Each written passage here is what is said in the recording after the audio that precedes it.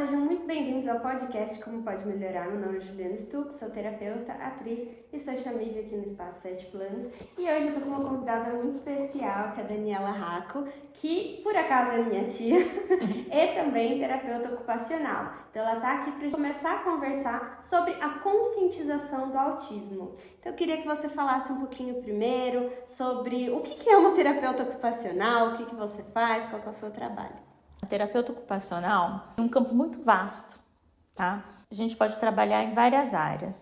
Eu, particularmente, trabalho na área infantil e de adolescente, com crianças com atraso no desenvolvimento, com síndromes, com transtornos.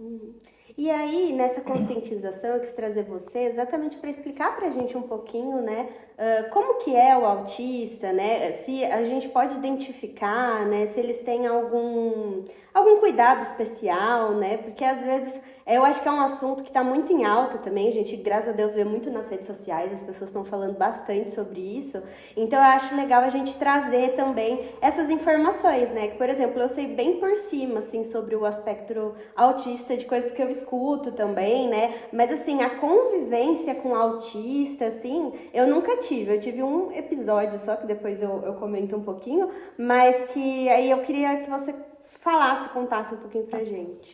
O autista, ele está dentro do neurodesenvolvimento, tá? O que é isso? Eles têm algumas questões sociais, questões repetitivas, eles têm questões na área da comunicação. Então, nenhum autista é igual. Cada um tem as suas especificidades, vamos dizer assim. E eu tenho visto ultimamente, assim, também falando bastante sobre níveis de autismo, que as pessoas têm. Tanto é que a gente teve algumas pessoas, até famosos, Teve uma atriz que falou recentemente que ela se descobriu que ela era autista e ela nunca sabia que ela era autista, Então, eu acho que isso abriu um novo leque também da forma que as pessoas enxergam, Sim, existe 3 níveis de autismo, Existe o nível 1 de suporte, o nível 2 de suporte e o nível 3 de suporte. O que são esses níveis? Vamos se dizer assim, do leve ao mais comprometido, tá? Então, o nível 1 é aquela pessoa que está no nosso dia a dia, no nosso meio e que tem algumas questões da criança autista, por exemplo, sensibilidade ao som alto ou a uma luz, ao toque, Mas cada um age de uma maneira diferente. O nível 2 tem algumas questões em relação à fala, tem algumas questões em relação à área cognitiva. E o nível 3 são aquelas crianças mais comprometidas ainda, Algumas não falam nada, não importa o nível que eles se encontram, tá? A gente tem que... O mais importante de tudo é dar amor, carinho e acolher e respeitar o momento que eles estão vivendo. E eu acho que também é muito bom a gente estar conversando sobre isso, porque eu acho que sempre quando a gente fala de qualquer tipo de dificuldade que a pessoa tenha, ou é um transtorno, como que transtorno neurológico? É um transtorno do neurodesenvolvimento. Isso, pessoas que têm esses tipos de transtorno, eu acho que ainda existe um preconceito muito grande, de que, essa pessoa não vai se desenvolver, ou que ela não vai aprender, ou que ela não vai poder fazer coisas que as outras pessoas fazem, e pelo contrário, elas às vezes fazem coisas muito melhores, Exatamente. Então, o que a gente faz, a terapia ocupacional, A gente vai dar os pré-requisitos para essa criança desenvolver e ter uma ocupação, tá? O que seria essa ocupação? Ela está no meio da gente, poder ajudar em casa, se dar bem na escola, ser uma pessoa o mais perto possível de uma criança ou de um adolescente que está aí com a gente, tá? Mas eles têm as suas dificuldades. Então, às vezes tem aquela criança que os pais ficam desesperados porque não fala, ele não escuta. Mas o incrível que pareça, ele está ali aprendendo, ele está assimilando, ele está aprendendo. A hora que você vê, ele põe para fora. Leva tempo? Leva. Mas a gente tem que acreditar que um dia eles vão conseguir. Mas eu vi um caso também de uma criança que não falava.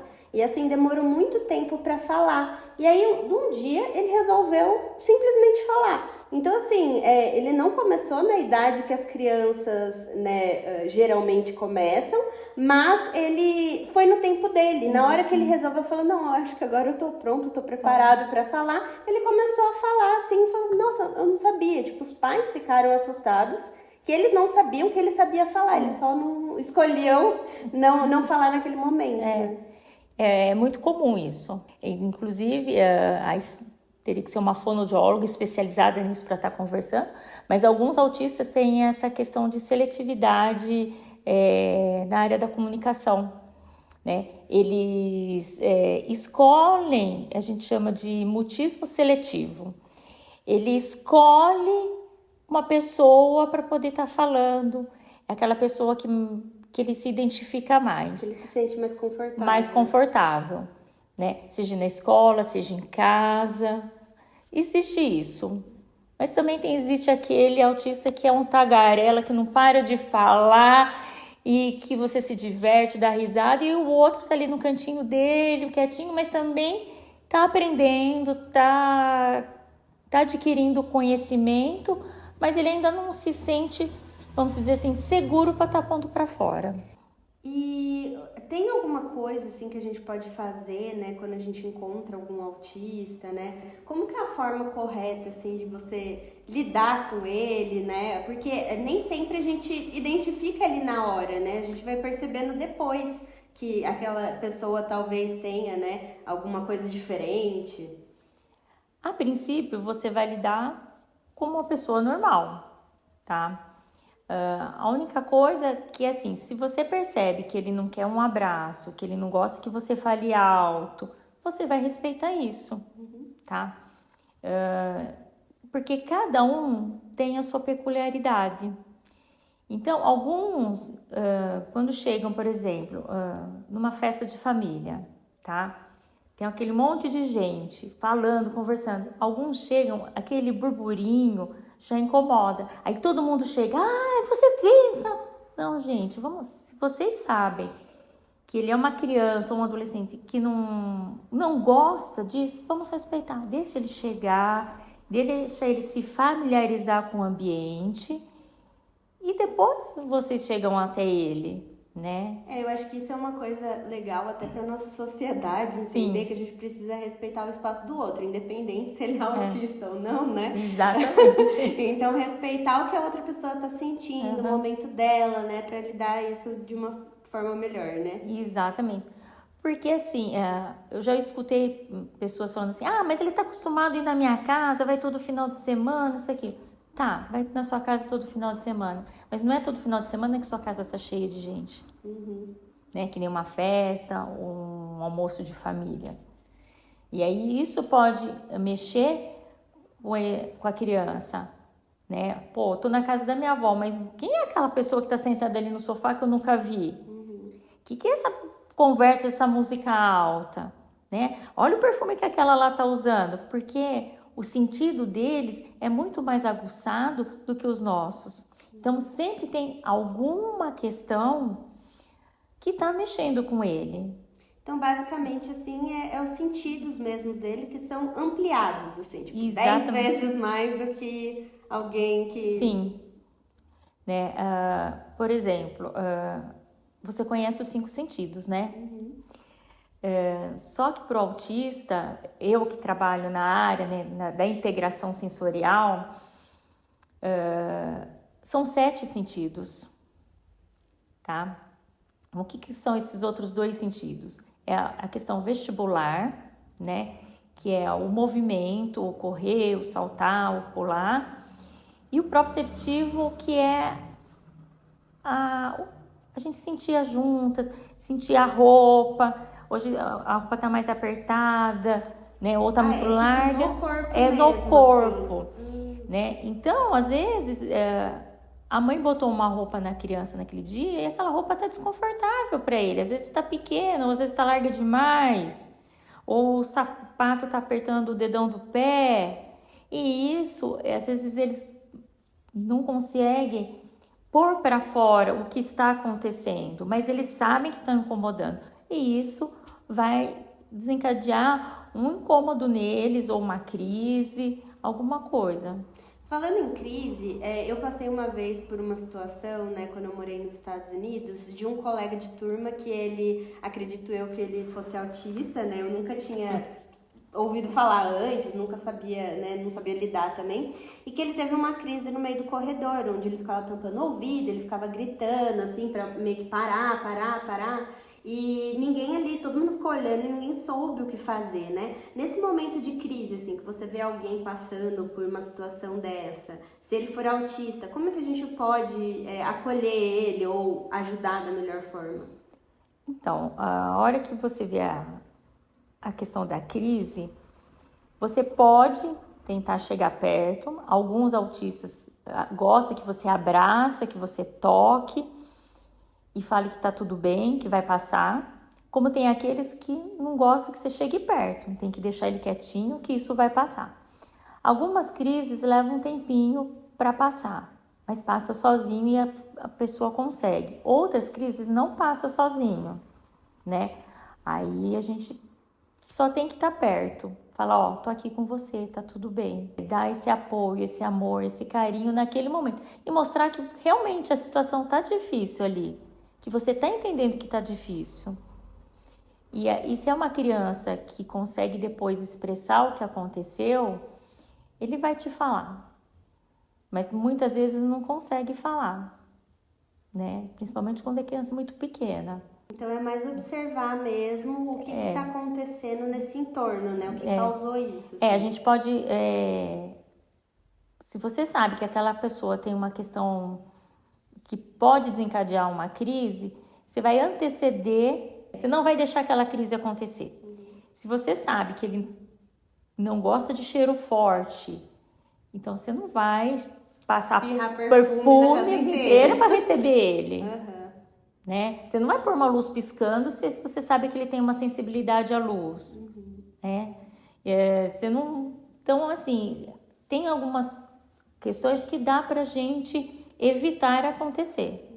E assim, para quem tá com uma criança em casa, que tá assistindo, né? Se essa criança, ele perceber que tem alguma coisa ali, mas ele não consegue identificar direito o que é, o que ele pode perceber, assim, do comportamento dessa criança que pode levar ele a realmente procurar alguém especializado, né? Um diagnóstico?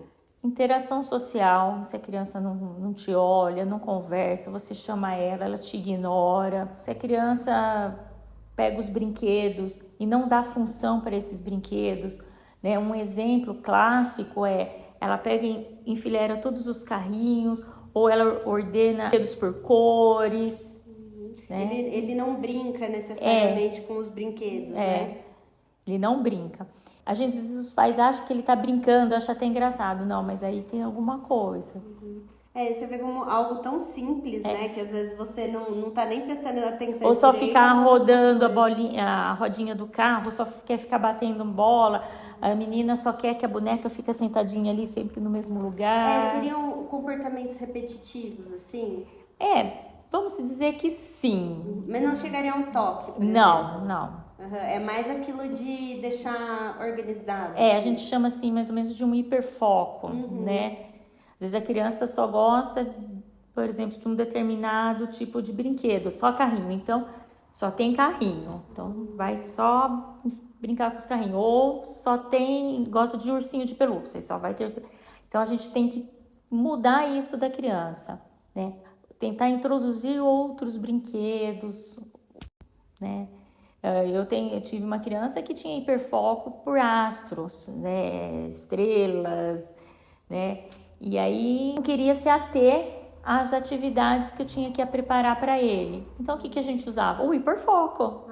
Para trazer ele para as atividades. E que tipo de atividades você faz ali durante o atendimento que são legais, assim, ou que até o pessoal pode fazer em casa com as crianças, né? Então, eu como trabalho, a TO trabalha muito com a questão da ocupação, né? O que seria essa ocupação? A gente quer que ele seja um ser, um indivíduo produtivo, exatamente, que produza, né? Não importa de que maneira seja, mas que ele produza. que ele tenha função. Se você tem dificuldade em pegar o lápis em 3 pontas, isso é um exemplo simples, tá? Mas você não consegue escrever assim. Mas se ele pegar em bastão e ele consegue redigir, Ele já está cumprindo a função. ele já está cumprindo a função dele, tá?